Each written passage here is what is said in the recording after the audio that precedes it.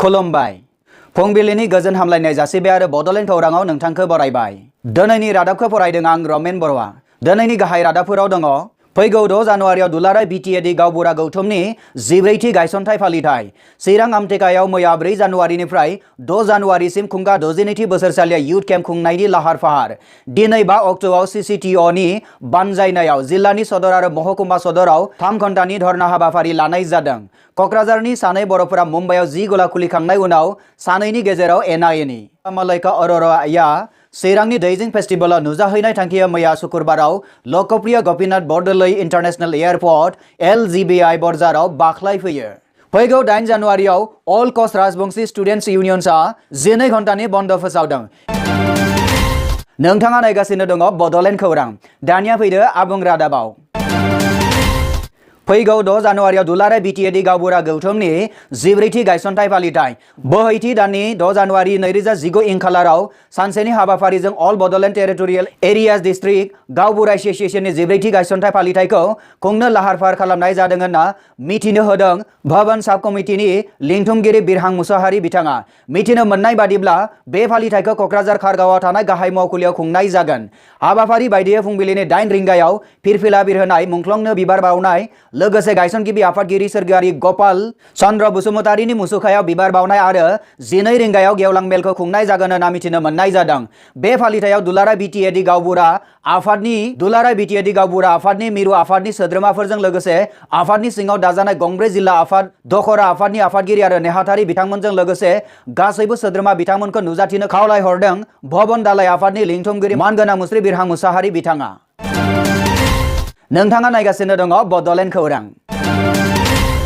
चिरां आमटेकायाव मैया 4 जानुवारिनिफ्राय 6 जानुवारिसिम Khunga 62थि बोसोरसालिया youth camp खुंनायनि लाहार फाहार। चिरां जिल्लानि सिङाव थानाय आमटेका ओनसोलनि आनन्द इमानुएल इंलिश स्कुलनि सिथ्लायाव थांनाय 4 जानुवारिनिफ्राय 6 जानुवारिसिम बर' बाप्टिस्ट चार्च एस'सिएशननि सिङाव थानाय सेन्ट्रेल युथ कमिटिया बेनि खुंगा 62थि बोसोरसालिया युथ केम्पखौ सानथामनि मेहेरगोनां हाबाफारिजों खुंनो लाहार फाहार खालामनाय जादों होनना मिथिनो मोननाय जादों। बियो फैयै खुंबाय थानानै 62थियावहाय सफैबाय।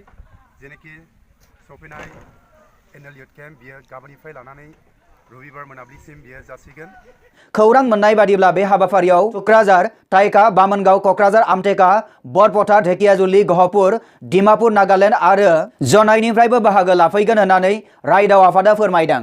बेखौहाय देग्लाय जोंनि बे आमटेका एरियानि आनन्दनि लांगोनायावहाय बेखौ खुंनाय जागोन आरो बेखौ सामलायगासिनो दङ सेक्रेटारि हिसाबै दङ मिस्टार रकन मुसाहारि आरो प्रेसिडेन्ट हिसाबै दङ मिस्टार लरेश्वर गयारि।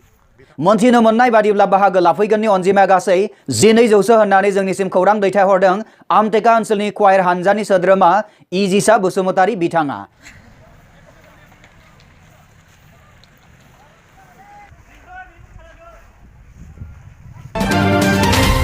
नोंथाङा नायगासिनो दङ बड'लेण्ड खौरां।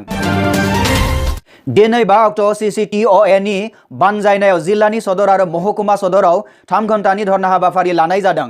दिनै 5 जानुवारि खालाराव क'अर्डिनेशन कमिटि अफ द ट्राइबेल अर्गेनाइजेशन अफ आसाम सुंद'यै सिसिटिअए नि बानजायनायाव जिल्लानि सदर आरो महकुमा सदराव 3 घन्टानि धर्ना हाबाफारि लानाय जादों। बे हाबाफारियाव जिल्ला एबसु दखराफोरखौ गावबा गाव महकुमानि जानो गोनां हाबाफारिखौ जाफुंसार होनो थाखाय खावलायनाय जादों सिसिटिअनि बिबानगिरि बिथांमोना। मोनथिनो मोननाय बादिब्ला बे धर्नानि थांखिया जाबाय मोनद' हारिखौ एसटि खालामनो थाखाय केबिनेटआव थिरांथा लानो नाजानायखौ हेंथा होनाय।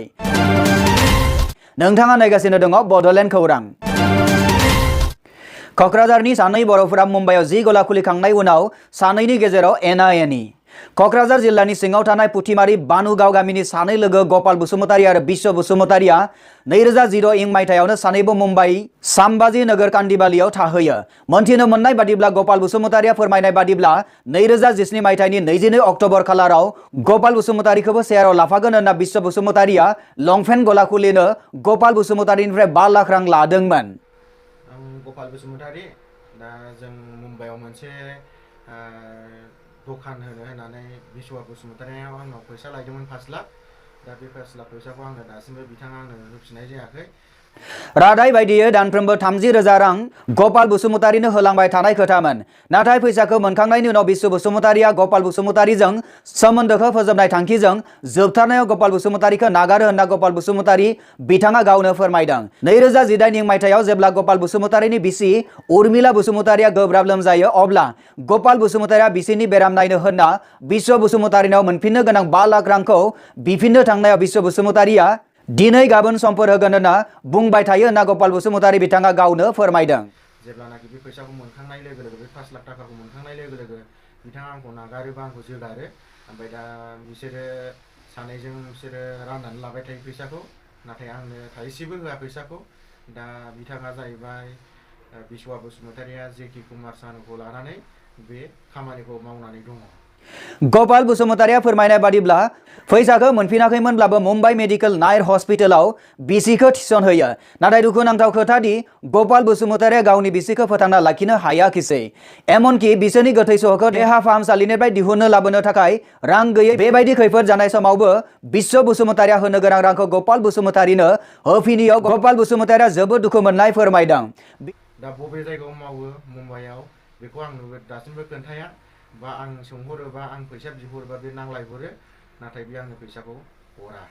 बिथाङा फोरमायबावोदि बेनि उनावहाय जेब्लानो फैसाखौ बियो अब्लानो बिश्व बसुमतारीया गपाल बसुमतारीजों नांलायहरो आरो धुमखि हरो। मोनथिनो मोननाय बादिब्ला खान्दिवाली साम्बाजी नगर बिनि 6थि फ्ल'रनि रुम नाम्बार 609 आव बिश्व बसुमतारीया गपाल बसुमतारीजों लोगोसे रुम भारायाव थायोमोन। नाथाय जेब्लानिफ्राय 5 लाख रांखौ लायो अब्लानिफ्राय बियो बे रुम भारायाव थानायखौ गारदोंमोन, लोगोसे रुम भाराखौ होनायनिफ्राय गोजानाव थादोंमोन।